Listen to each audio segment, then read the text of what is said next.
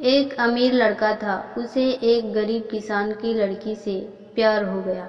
लड़की सुंदर होने के साथ साथ काफ़ी समझदार थी।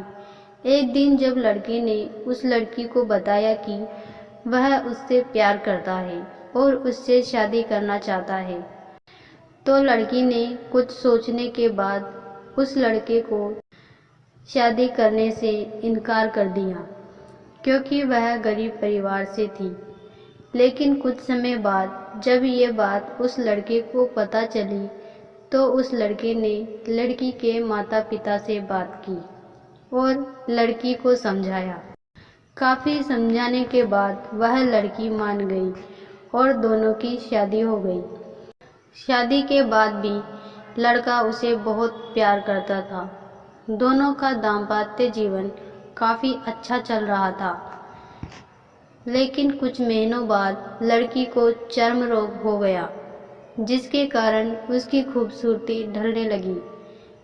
अब लड़की को यह डर भी सताने लगा कि उसकी खूबसूरती ढलने के कारण कहीं उसका पति उसे छोड़ न दे।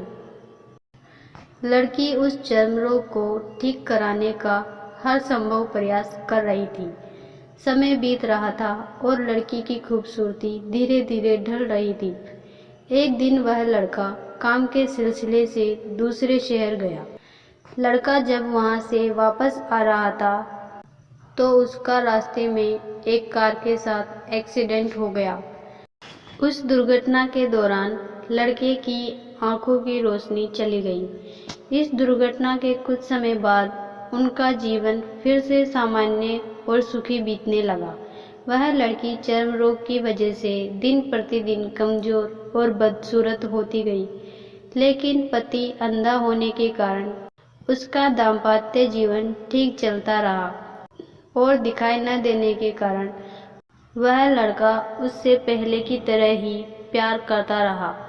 कुछ सालों बाद बीमारी के कारण उस लड़की की मृत्यु हो गई।